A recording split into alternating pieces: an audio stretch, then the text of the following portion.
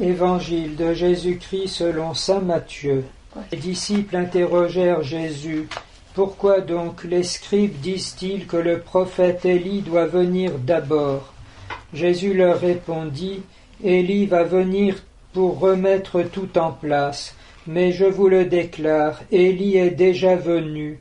Au lieu de le reconnaître, ils lui ont fait tout ce qu'ils ont voulu. Le Fils de l'homme, lui aussi, va souffrir par eux.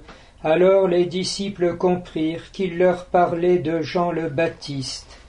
Certains reprochent quelquefois au découpage des passages liturgiques de l'Évangile de les rendre un peu abscons et de ne pas nous donner la difficulté de comprendre exactement ce qui est dit parce qu'on a coupé tel ou tel passage avant ou après qui aiderait à bien comprendre. Et c'est un peu le cas aujourd'hui où nous nous trouvons devant deux textes qui parlent d'Élie avec une allusion très forte à Jean-Baptiste, et il nous est un peu difficile de comprendre.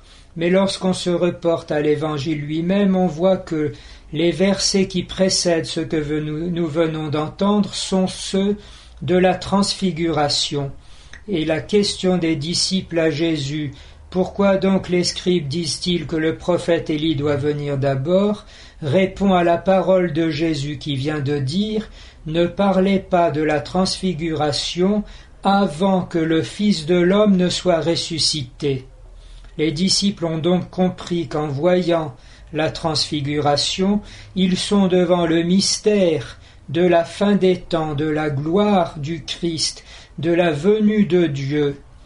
Et même s'ils ne comprennent pas la question de la résurrection des morts, ils pensent donc où est Élie si nous sommes arrivés au moment décisif. Et Jésus confirme, nous sommes bien au moment décisif, mais regardez Jean-Baptiste, dont le parcours ressemble étonnamment à celui d'Élie, comment a-t-il fini? Au fond d'une prison décapité par un tyran. Il en sera de même de la gloire du Seigneur. Elle ne se manifeste pas encore avec toute sa puissance lorsqu'à la fin des temps, tous le verront, même ceux qui l'ont transpercé, et pour rendre chacun les comptes de sa gestion et être jugé selon ce qu'il a fait.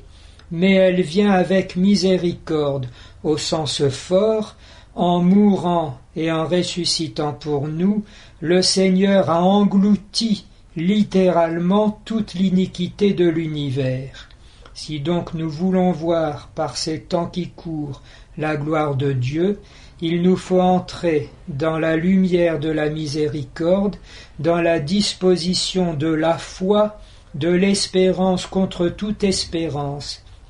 Il n'est pas une sorte de pétition de principe ou un endurcissement qui est le seul moyen de rejoindre ce que Dieu fait actuellement et pouvoir lui prêter main forte, nous mettre à sa disposition pour qu'il puisse agir.